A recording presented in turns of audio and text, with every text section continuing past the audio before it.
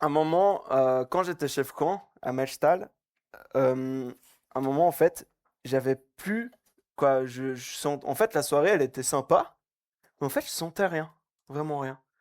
Et du coup, première soirée, deuxième soirée, troisième soirée, c'est pas contre l'orateur, c'est pas contre la louange, c'est vraiment, je me disais, mais je sens rien un peu émotionnellement, je sentais pas grand-chose. Et d'un coup, en fait, j'étais tout devant, je me suis juste retourné et j'ai vu, bah, vous, mais pas vous, ceux qui étaient avant là. Donc Nathan, non, il était quand même un peu plus grand. Mais il m'a dit, tu sais que j'avais fait? Et puis j'ai fait, non, je me rappelle pas de toi. Mais bon. Et enfin bref, et je me suis retourné et j'ai vu les jeunes louer. Puis là, j'étais là genre, ça, c'est un cadeau de Dieu. Et vous savez, parfois dans la vie, on vit des choses très fortes émotionnellement. Et des fois, avec Dieu, on entend comme si c'était presque une voix audible. Moi, ça m'est arrivé où je priais et j'avais vraiment l'impression d'avoir une connexion avec Dieu tellement spéciale. Et parfois, tu pries et t'es là, elle est où la connexion? Tu essaies de la chercher, tu sais. Tu te dis, bon, peut-être la 5G. Ouais, comme avec le Natel, c'était un peu là, genre, allez! Pour ceux qui sont allés sur les pistes, vous connaissez, hein, il n'y a pas il y a pas beaucoup de raisons en haut. Et parfois, on a du mal à. Et du coup, ça impacte notre foi, ce qui est aussi normal. Dans la louange, dans la prière, des fois, on vit des choses tellement fortes émotionnellement. Dans les camps, on vit tellement des choses tellement fortes émotionnellement. Et parfois, en fait, on vit moins, voire pas des choses émotionnellement. Et ça dépend de chacun. Il y en a qui ont peut-être des hypersensibilités, du coup, dans les émotions, ben, en fait, c'est une explosion dans la louange. Et d'autres, parfois, ben, beaucoup moins. Moi, je connais des gens qui ont une foi de malade, mais de la louange, ils sont là, genre, bah, j'aime bien. Mais bon, c'est sympa, c'est joli. Ou les paroles, ils disent, ah, bah, les paroles, ouais, elles me touchent, elles me font comprendre quelque chose, mais ils vont pas forcément s'effondrer en pleurs et tout ça. Je critique pas ceux qui s'effondrent en pleurs, clairement pas. Mais tout ça pour dire que des fois, on a des émotions, des fois, on a moins des émotions. Et c'est pas parce qu'il n'y a pas d'émotion qu'il n'y a pas Dieu. Et c'est pas parce qu'il y a des émotions qu'il y a Dieu aussi. C'est toujours une balance à avoir et avoir une sagesse par rapport à ça. J'avais partagé l'intro à Oriane, Nathan et puis Alexia et puis Ludo. Pour finir cette intro, je vais pas la faire du tout. C'était un peu de style vous faire comprendre que la Bible, en fait, elle sert à rien. Et pour finir, des gens, mais non, la Bible, en fait, c'est trop cool. Et de tous vous avoir en mettant des versets, en enversant les mots. Mais en fait, je vais pas faire ça. C'est plutôt, je trouve, un témoignage, l'intro sur la parole, la Bible. Vous savez, la foi, on parle beaucoup de feu pour la foi. Je pense que ça vient un peu de la Pentecôte quand même, cette image. Mais il y a le feu qui est notre foi. Et des fois, on a besoin un peu d'alcool à brûler. Vous savez, les camps, pour moi, c'était de l'alcool à brûler. Donc, il y avait un feu qui sort. Et le feu, la foi, des fois, il y avait des soirées comme ça. J'étais genre, mais c'est dingue. Pendant toute une semaine, t'es là, mais c'est dingue ce que tu vis. Ou comme ça. Et puis après, tu arrives à la maison et puis t'es là, genre, bon, il n'y a plus cette émotion-là, il n'y a plus cette paix, il n'y a plus toutes ces choses-là. Et en fait, pourquoi? Parce que la foi, en fait, elle se base pas sur la louange ou la prière essentiellement. Je dis pas qu'elle se passe pas du tout, mais pas essentiellement. Mais elle se base sur la Bible. Vraiment sur la Bible. Et vraiment ce soir, j'aimerais vous convaincre de dire, de même me convaincre moi de lire plus la Bible. Ah mais Guy, t'es pasteur. Oui, les pasteurs, des fois, ils lisent pas tous les jours la Bible. D'ailleurs, j'y pensais. Aujourd'hui, j'ai pas lu ma Bible. Donc c'est parfait. C'est le jugement. Hein. Guy, t'es viré demain. Merci. Non, mais j'avoue que j'étais là, genre, ouais, il faudrait quand même que je lise ma Bible aujourd'hui si je parle de la Bible ce soir. Puis j'étais là, bon bah tant pis, je suis allé skier. Mais c'est pas grave. C'est pas grave. C'est pas grave parce que c'est pas non plus une contrainte que je me mets. Moi, je me dis, vas-y, hier, je me suis dit, vas-y, oh, j'aimerais trop lire la Bible et du coup, j'ai lu la Bible, etc., etc. Je suis pas là pour compter quel jour ou pas je lis la Bible, tout ça. Mais ce qui est essentiel, en tout cas, c'est que la Bible, c'est la base vraiment de tout. Quand on fait une vie en chantier, on a parlé de la grâce de Dieu, tout ça, mais en fait, la Bible, c'est la base de tout. Les chants peuvent nous apprendre quelque chose. D'ailleurs, on est plus doué pour apprendre les chants par cœur que pour apprendre les versets par cœur. Hein, on ne va pas faire un petit test de savoir combien de versets vous connaissez de la Bible et combien de versets vous connaissez de chansons. Ok? Et on ne fait pas le test avec moi, s'il vous plaît, non plus. Mais les chants sont basés sur la Bible, mais des fois aussi, ils rajoutent des petits trucs, ou comme ça. J'ai pas d'exemple comme ça en tête. Mais la Bible, c'est vraiment le socle du tout. Pour dire qu'un chant est biblique, en fait, il faut connaître la Bible.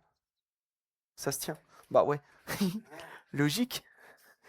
Et quand on chantait que Dieu, vous savez, quand j'ai un peu intervenu là, de dire on se met sous l'autorité de Dieu. Mais en fait, c'est aussi se mettre sous l'autorité de la Bible, de la parole. Et quand on disait, on chantait, Jésus soit mon centre comme Marie. Je voulais juste vous lire dans justement cette histoire de Marie. C'est pas Marie, la maman de Jésus. Quoi, je crois pas. Je pense plutôt c'est Marie et Marthe. Et en fait, c'est en Luc 10, à partir de 38. Il n'y a pas du tout dans le PowerPoint, hein, donc je cherche pas. Mais c'est marqué, comme Jésus était en chemin avec ses disciples, il entra dans un village et une femme du nom de Marthe l'accueillit dans sa maison. Elle avait une sœur appelée Marie qui s'assit aux pieds de Jésus et écoutait ce qu'il disait. Marthe était affairée aux nombreuses tâches de service. Elle survint et dit, Seigneur, la photo avec ma chérie, cela ne te fait rien que ma sœur me laisse seule pour servir? Dis-lui donc de venir m'aider. Jésus lui répondit, Marthe, Marthe, tu t'inquiètes et tu t'agites pour beaucoup de choses, mais une seule est nécessaire. Marie a choisi la bonne part. Elle ne lui sera pas enlevée. Merci. Et en fait, vous vous rappelez hier aussi, je disais, le frère aîné, en fait, il laisse son champ et puis il va au cas où c'était ça la question, c'était laisser son champ pour aller vers le Père. Désolé, j'étais sur la piste de ski quand j'ai écrit la question, du coup elle était un peu... Mais, des fois je suis trop honnête en fait. Mais en fait, ces histoires-là, en fait, on dit toujours revenir vers le cœur de Dieu, vers le cœur de Dieu.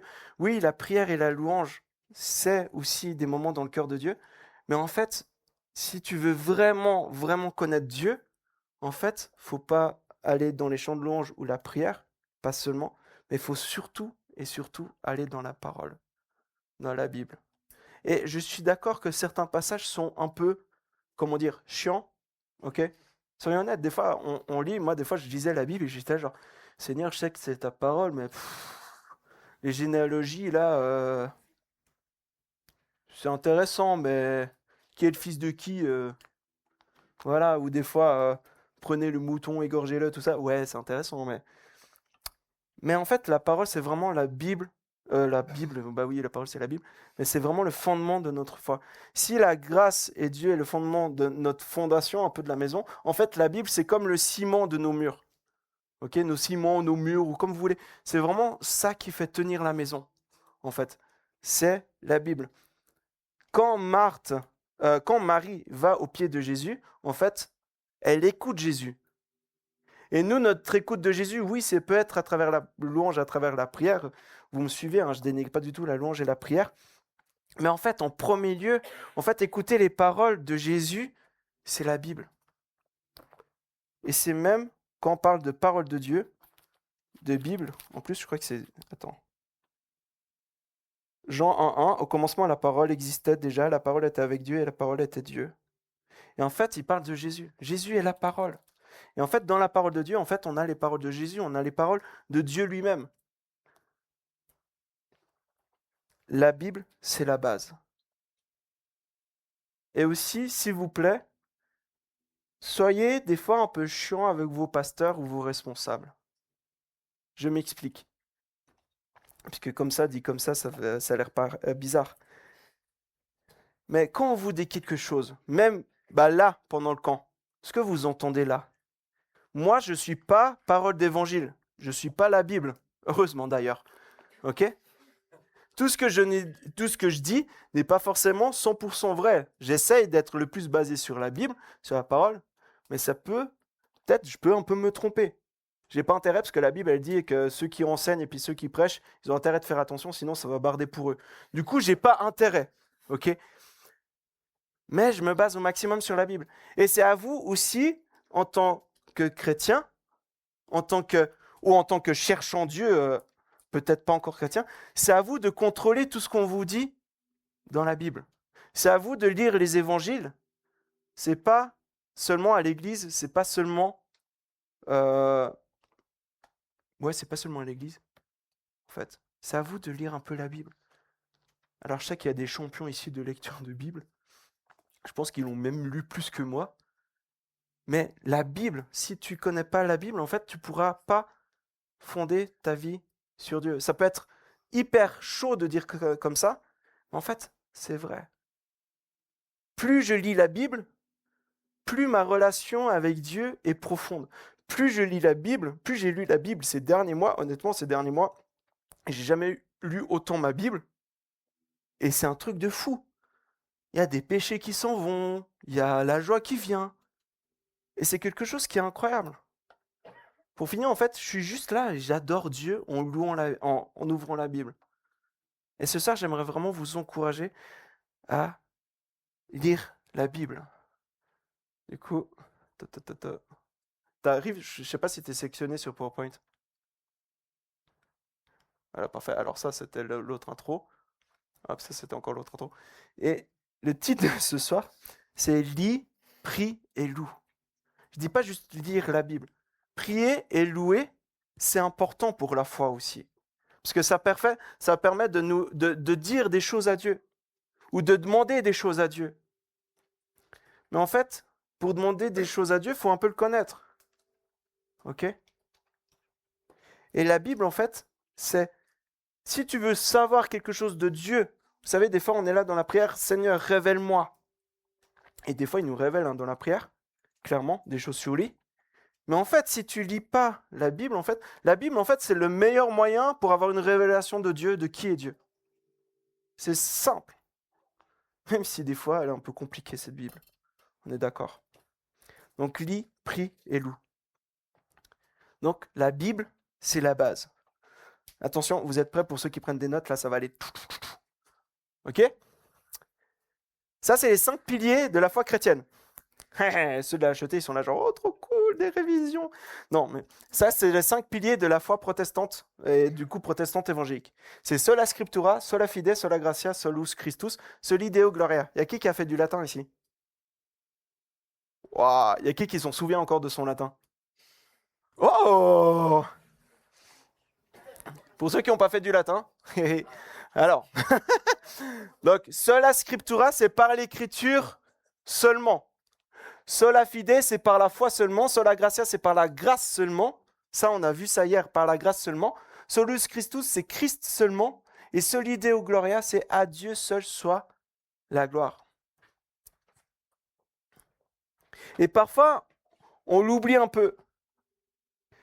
Vous savez, il y a la librairie, j'encourage toujours la librairie. Ok ? Là, il y a 2 livres que je vais en parler un peu après qui sont vraiment géniaux. Ok ? Mais, ça, c'est encore mieux. Et il y en a aussi. Là, tu en as pour un moment de lecture. Mais ça, c'est beaucoup mieux. Si tu mets ça au-dessus de ça, ta vie chrétienne, en fait, elle va être ébranlée. C'est un peu dur dit comme ça. Mais en fait, si tu te bases sur les livres-là, ces livres-là, c'est pas des paroles d'évangile. Même si Raphaël Charrier, il est très sympa, il est très cool. Je le croise de temps en temps, parce que maintenant il est français, et puis je suis en France. Quoi, non, lui, il a toujours été français, mais enfin bref. Mais même si le gars, je le trouve super et son livre, il est génial, en fait, pour moi, ça m'encourage. C'est basé sur la Bible, je pense. Mais pourquoi je sais que c'est basé sur la Bible? C'est parce que je connais la Bible. Ok? Et toujours mettre la Bible par-dessus. Et ça, c'est le monde protestant, en fait, c'est vraiment quelque chose qui est ultra important. Et c'est pour ça que c'est sola scriptura, par l'écriture seulement. On n'a pas un catéchisme, on n'a pas quelque chose à côté. Il y a des livres qui nous aident, mais en fait, ils ne sont pas la base de notre foi. La base de notre foi, la base de notre salut, la base de tout, en fait, c'est la Bible. Ok ? Et parfois, nous avons tendance à l'oublier. Quoi, nous, et moi aussi. On a plus tendance à lire des livres chrétiens, moi le premier, que lire la Bible. Ok ? Et parfois, on a juste tendance aussi à écouter le dimanche matin la prédication, puis on se dit, bah c'est bon, on a vu un texte biblique. Ou là, on a vu le fils prodigue, quoi, pas le fils prodigue, du coup, vous l'avez compris, le Dieu prodigue pendant 2 jours. Cette histoire-là. Mais en fait, c'est quelques versets. Est-ce que vous avez déjà lu tout le chapitre ou tout le 15 ou comme ça? Parfois, nous avons tendance à écouter juste sa prédication du dimanche matin, de lire des livres qui m'encouragent. Et ça va, c'est bon. Je suis pas là pour... Attention, je suis pas là pour jeter une pierre. Ok? Parce que moi, comme je vous l'ai dit, je suis le premier à galérer à lire la Bible. Vraiment, moi, des fois, je me dis, mais Guy, tu as une chance, c'est d'être pasteur, et du coup, tu dois lire la Bible pour préparer tes messages. Et en général, tu dois lire la Bible. Du coup, moi, j'ai cette chance-là. Et moi, mon défi, je vous le partage, que je n'ai pas encore, c'est de pouvoir lire la Bible, pas durant mon temps de boulot, entre guillemets, mais à côté. Comme tout le monde, en fait. Et je sais, et je me donne ce défi. Pourquoi? Parce que je sais combien c'est dur quand on a des études, quand on a un travail, de pouvoir prendre du temps pour lire sa parole. Du coup, j'ai commencé à prendre mes pauses pour lire la Bible. Bah, quand je bosse tout ça, je fais bon, bah pause, je prends un café, puis je lis ma Bible. Je fais Guy, tu veux une pause? Ouais. On prend la Bible? Ouais. Et surtout un petit café. Puis après, il y a mon chien qui râle pour aller dehors, mais bon. Et du coup, ça c'est... on va voir un peu qu'est-ce que la Bible. Et un peu ironiquement, je me suis inspiré de... C'est vraiment hyper bête ce que je veux dire, mais quoi, non pas bête, mais ce qui suit là, je me suis un peu inspiré de ce livre. Donc je dis qu'il faut s'inspirer de la Bible et puis moi je fais un peu le contraire. Mais pourquoi? Parce qu'en fait c'est des outils. C'est des outils pour résumer, c'est des outils des fois pour mieux comprendre la Bible. Point 1, la Bible c'est la base. Donc petit point A, c'est la Bible et la parole de Dieu. J'en ai déjà parlé, mais c'est un élément qui est juste central. Okay? La Bible a été écrite par des humains. Ça, vous le savez. Il y a Paul, il y a Matthieu, Marc, Luc, Jean, il y a Pierre, il y a Moïse, il y a Samuel, il y a... Enfin bref, il y en a plein encore. Isaïe, Ézéchiel, Jérémie, etc., etc. Ça a été écrit par des hommes. Okay? Et ça, c'est quand même une spécificité aussi de la Bible. C'est que, en fait, Dieu a inspiré des hommes pour écrire qui il est. Et pourquoi je dis ça? Parce que quand on lit la Bible, parfois on ne comprend pas, ou parfois on peut aussi mal comprendre. Si vous lisez un moment 1 Corinthiens 11, 10, 11, je ne sais plus combien, toutes les femmes devraient être voilées ici. Ok?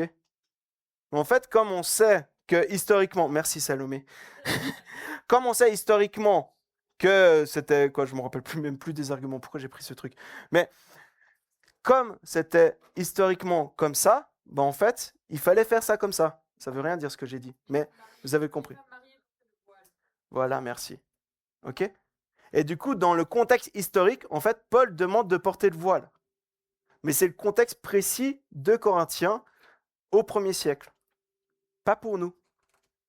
Donc ça, après, en fait, c'est quelque chose qui est important à savoir, c'est qu'il y a des choses qui sont, je dirais, plus d'actualité, parce qu'ils sont contextuels. Ok? Mais ça, c'est un peu... Des fois, c'est un peu dur de savoir qu'est-ce qui est contextuel, qu'est-ce qui est parole de Dieu. Et d'ailleurs, pas tout le monde est d'accord souvent. Mais elle reste parole de Dieu et elle reste ultra importante. Si pour toi, tu vois la Bible comme... Il y en a qui connaissent la Bible bien mieux que moi. C'est des monstres de la Bible, mais ils ne croient pas en Dieu. En fait, pour eux, la Bible, en fait, c'est un livre de sagesse. C'est sympa. Ça a des bonnes phrases. C'est cool. C'est aime ton prochain. Ouais, c'est cool. Moi, j'aime bien la Bible. Comme ça. Vous voyez, des fois, en fait, la Bible, parole de Dieu, c'est quelque chose qui est ultra important. Parce qu'en fait,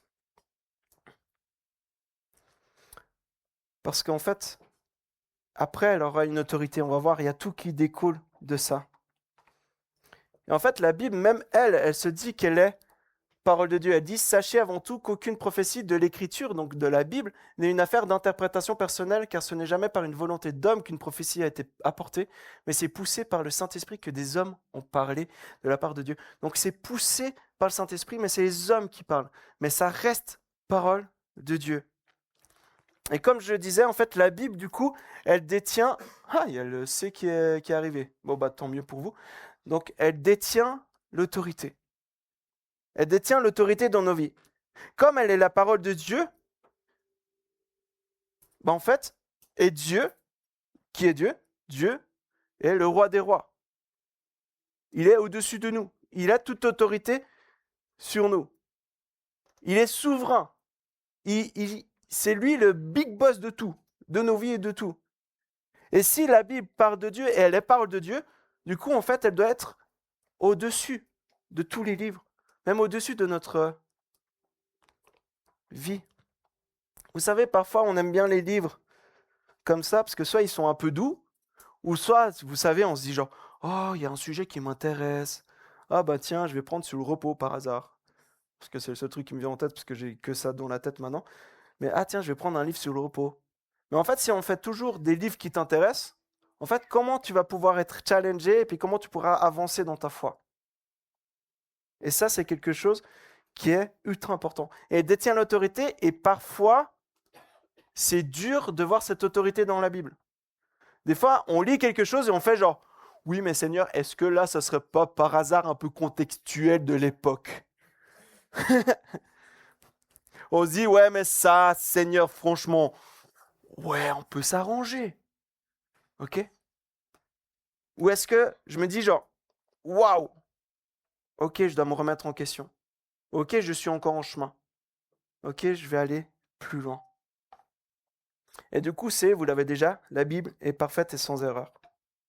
Parfois, nous pouvons penser que la Bible est imparfaite. Mais puisqu'elle est parole de Dieu, elle est parfaite. Alors oui, mais Guy, des fois, il y a des passages en crochet. Si vous savez ce que c'est...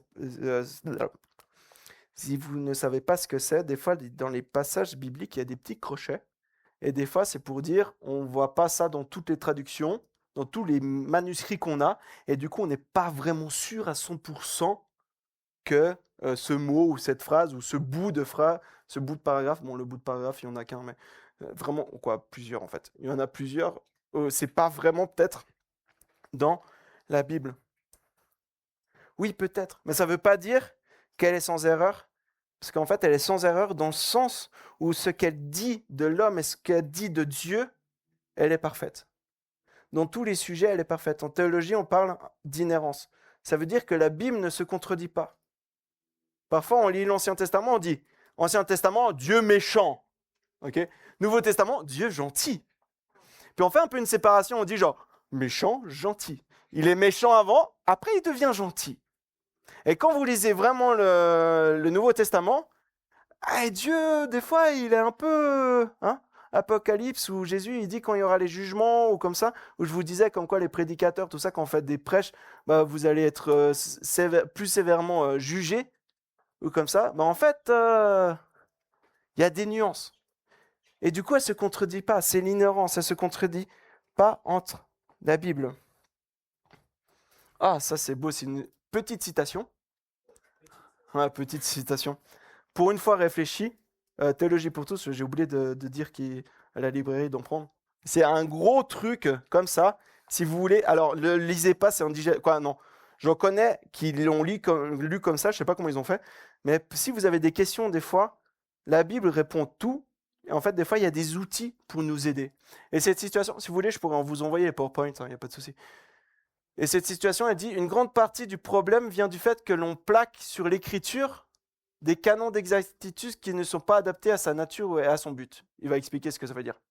Si l'on vous demande à quelle heure vous vous êtes levé et que vous répondez 7 heures, bon, c'est plus 8 chez moi, mais bon, vous dites vrai, même si c'était en réalité 6h59 ou 7h01. Cela fait partie de la souplesse du langage.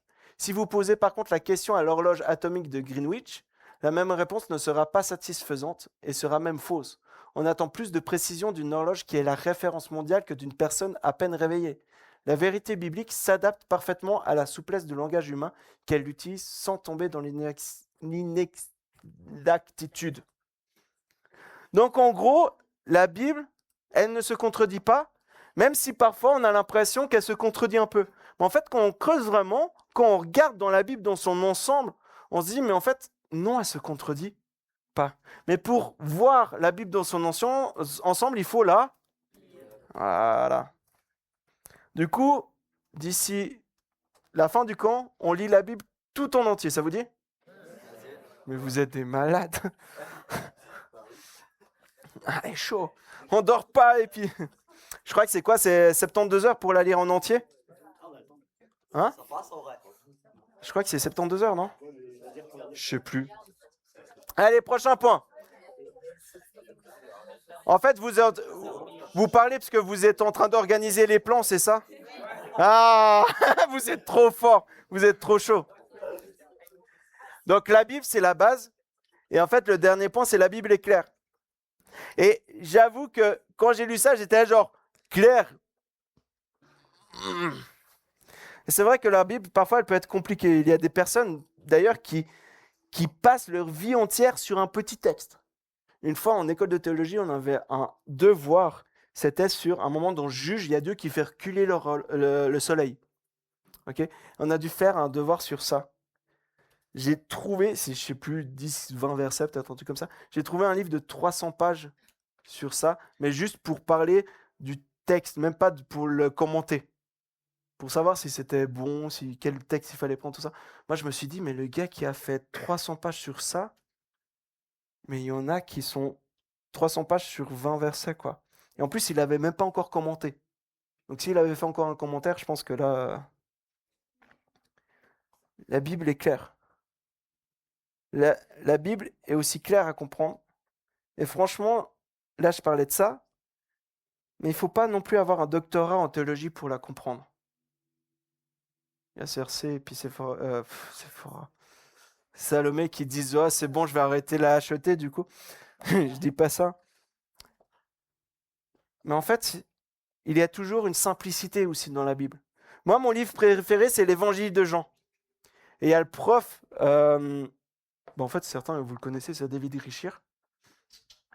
Et il disait cela, il disait Jean, c'est comme un bassin où il y a un éléphant qui peut se baigner et un petit enfant qui peut se baigner aussi. Dans le sens où, en fait, Jean, il y a une simplicité quand on lit, on peut comprendre sans avoir tout un bagage, et que si on veut creuser dans l'évangile de Jean, en fait, c'est juste un truc de malade. Ok ? En gros, moi, j'ai vu justement des commentaires aussi de 300 pages sur la femme samaritaine, par exemple.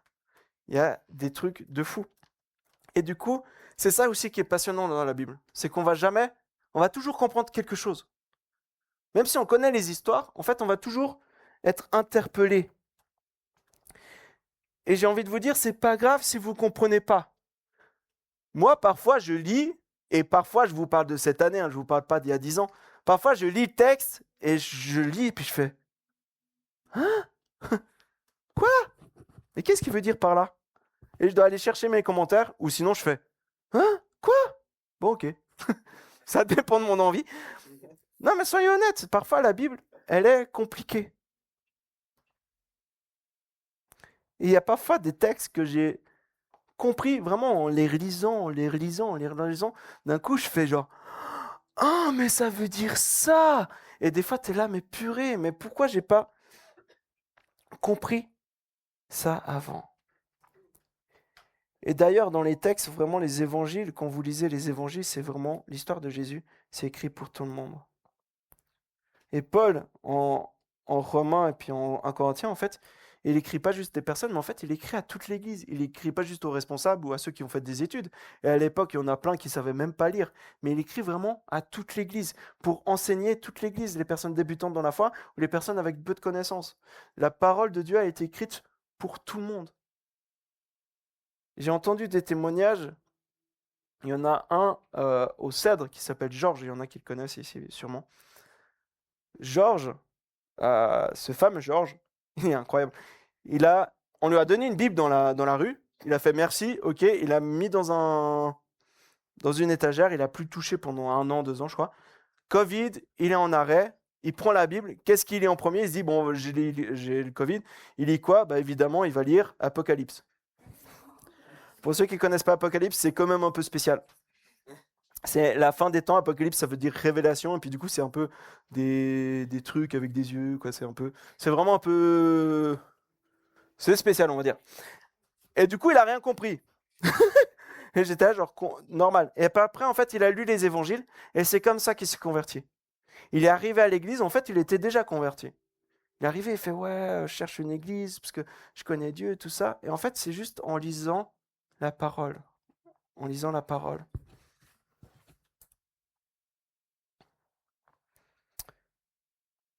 Ensuite, la Bible est suffisante. Bon, ce lien est un peu, j'ai déjà parlé un peu, mais la Bible se suffit à elle-même. Les livres sont des outils pour comprendre certains textes difficiles. Les livres nous encouragent aussi dans notre foi, mais seule la Bible est la parole de Dieu. Et pas le pasteur, et pas les prédications, rien. Seule la Bible est le pain de vie. Paul, il dit ceci à Timothée. Il dit, depuis ton enfance, tu connais les saintes écritures qui peuvent te rendre sage en vue du salut par la foi en Jésus-Christ. Toute l'écriture est inspirée de Dieu et utile pour enseigner, pour convaincre, pour corriger, pour instruire dans la justice, afin que l'homme de Dieu soit formé et équipé pour toute bonne œuvre. Pour finir, la parole de Dieu est vivante. Bon, elle court pas, hein, elle reste sur le lutrin pour l'instant. Mais dans le sens, franchement, moi, des fois, quand j'entends ça, la parole de Dieu est vivante, des fois, tu essayes de te dire genre, non, ça va. C'est un peu bizarre quand même comme texte.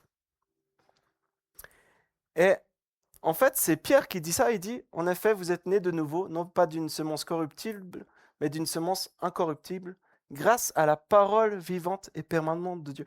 La parole de Dieu est vivante dans le sens où elle agit encore aujourd'hui avec le Saint-Esprit dans nos vies. Vous vous rappelez quand je vous disais, des fois, on lit la Bible et moi, des fois, j'ai lu la Bible et je me suis dit, ça m'a remis en question. Ou parfois, ça m'a poussé juste à louer Dieu. Et c'est comme ça qu'on voit que la parole de Dieu est encore vivante. En Éphésiens 6, la parole de Dieu est même une épée. Elle est tranchante comme une épée. Elle est une arme spirituelle. On parle souvent de la prière comme arme spirituelle, et c'en est une aussi. Mais en fait, dans les armures du chrétien, en fait, on parle d'épée de la Bible.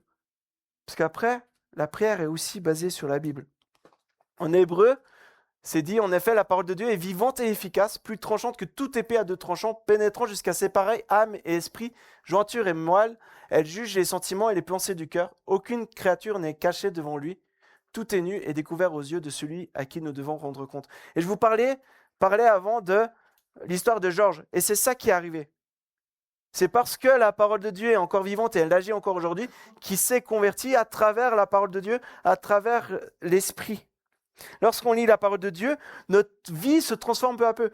Je vous ai dit qu'avant, ces derniers mois, j'ai lu beaucoup plus la Bible et j'ai vu un changement dans ma vie, très concret. Et parfois, c'était rien à voir avec ce que je lisais dans la Bible. Mais c'était juste en lisant la Bible, en m'émerveillant devant la Bible, en fait, je voyais la puissance de Dieu être là. Lorsqu'on lit la parole de Dieu, notre vie se transforme peu à peu. Tout devient plus doux, malgré aussi les tempêtes. Et la lecture de la Bible, elle est vitale pour un chrétien. C'est notre pain quotidien.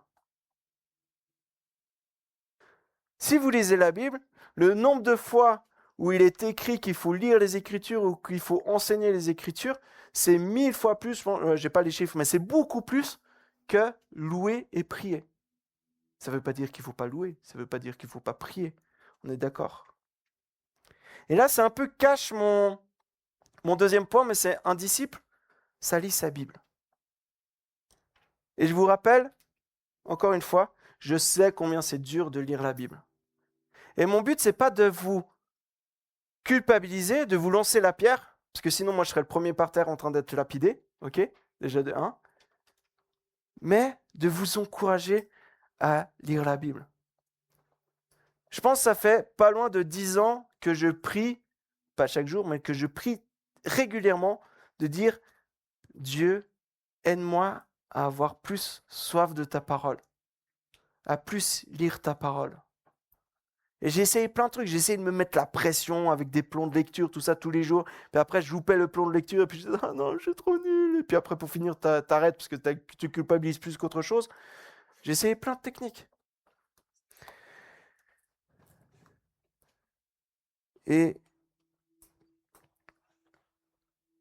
du coup, on va passer sur quelques tips pour lire sa Bible. Parce que je sais combien c'est difficile. C'est tellement facile de dire « Lis ta Bible ».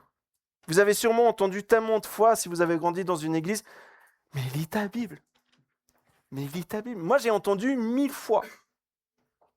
Dans mon ancienne église, quand j'étais petit, je devais apprendre 3-4 versets par dimanche. Ok ? Théoriquement, je suis censé en savoir, je sais plus 500, 600. J'en connais pas 500, 600. Je les ai tous oubliés. Mais en fait, en les apprenant aussi, j'ai réalisé que ça m'avait fait une certaine culture biblique. Parce qu'à chaque fois, en fait, j'apprenais. Et la Bible, elle travaillait au fond de mon cœur. Ok ? Après, je me suis quand même écarté. Je vous ai raconté quand je me suis écarté. Mais en fait, quand je me suis écarté, je me suis jamais renié Dieu. En fait, j'ai toujours cru que Dieu était là. Et lire la Bible, je sais combien c'est difficile. Et je suis dans le même combat que vous pour ça. Du coup, quelques tips pour lire sa Bible. A, avec l'Esprit de Dieu. Ah, c'est tellement simple. Non, mais lire la Bible avec Dieu. Lire la Bible avec Dieu.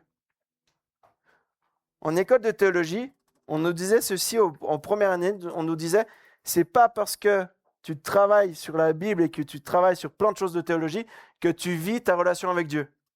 Et nous, on était tous là, genre, bah oui, bien sûr, t'inquiète pas. 6 mois après, on était tous là, genre, ça va ta relation avec Dieu ? Non. Pourtant, on parlait de la Bible et on lisait la Bible tous les jours. Hein. Quoi, tous les jours ? Non, j'abuse un peu, mais on devait travailler beaucoup, beaucoup sur la Bible et tout. Et ça, c'est un élément qui est important. C'est lire la Bible avec Dieu. Il y a plusieurs méthodes. Moi, j'ai fait lire le texte, prier un moment, relire le texte, prier un moment. Ou des fois, maintenant, je lis juste le texte, je fais « Waouh, Seigneur, c'est trop beau », et puis je continue mon texte comme ça. Et parfois, je creuse un peu plus. Il y a tellement de façons différentes. Il y a la Lectio Divina, pour ceux qui connaissent, c'est lire la Bible, lire. En fait, c'est lire, prier, en résumé. Et lire avec l'Esprit de Dieu.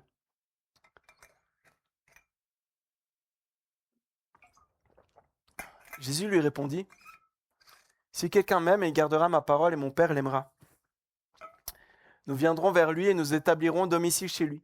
Celui qui ne m'aime pas ne garde pas mes paroles, et la parole que vous entendez ne vient pas de moi, mais du Père qui m'a envoyé. Je vous ai dit cela pendant que je suis encore avec vous, mais le défenseur, l'Esprit Saint que le Père enverra en mon nom, vous enseignera toutes choses et vous rappellera tout ce que je vous ai dit. » Avec l'Esprit Saint que le Père enverra en mon nom, vous enseignera toutes choses et vous rappellera tout ce que je vous ai dit.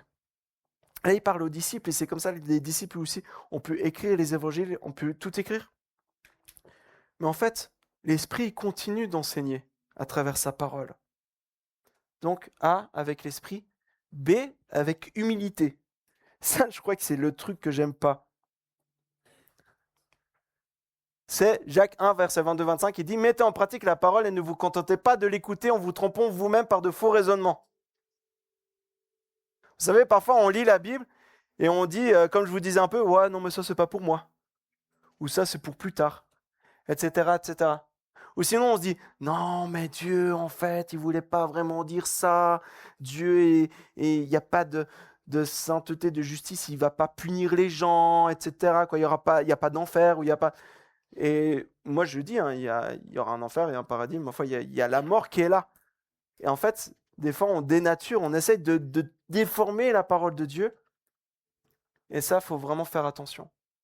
En effet, si quelqu'un écoute la parole et ne la met pas en pratique, Il ressemble à un homme qui regarde son visage dans un miroir et qui, après s'être observé, s'en va et oublie aussitôt comme il était. Mais celui qui a plongé les regards dans la loi parfaite. La loi parfaite, vous vous rappelez, la loi parfaite est la Bible, la loi de la liberté. J'en ai pas parlé, mais la Bible, elle est vivante et elle rend libre. Et qui a persévéré, celui qui n'a pas oublié ce qui l'a entendu, mais qui se met au travail, celui-là sera heureux dans son activité. Et la liberté, c'est tellement important. Ça me fait penser au fils aîné. Parfois, la Bible, on l'utilise comme, comme tapette. Vous savez, tu ne dois pas faire ça. Je peux essayer, j'ai trop envie d'essayer, mais je vais pas faire, ça va faire mal. Non, Guy. Vous savez, tu dois faire ça. Ok? Tu dois pas fumer, tu dois pas boire, tu dois pas. Ouais, maintenant j'ai mal à la tête. Mais tu dois pas avoir mal à la tête. Non, je blague. Mais parfois on utilise la Bible un peu comme un marteau. Et en fait, oui, la Bible, je dis pas qu'il n'y a pas des lois, je dis pas qu'elle dit pas qu'il faut changer de vie et puis tout ça. Je dis pas du tout ça. Hein. Ça serait déformer la Bible. Mais je dis que ces lois, elles rendent libre. Et ça, c'est différent. Mais je ne vais pas m'attarder parce que sinon, on est là encore demain. Proverbe 1,7, la connaissance commence par la crainte de l'Éternel. Vous vous rappelez quand je parlais d'autorité? La Bible a l'autorité, et l'autorité nous pousse à l'humilité. De reconnaître que la Bible est au-dessus de moi, en fait, c'est ça l'humilité.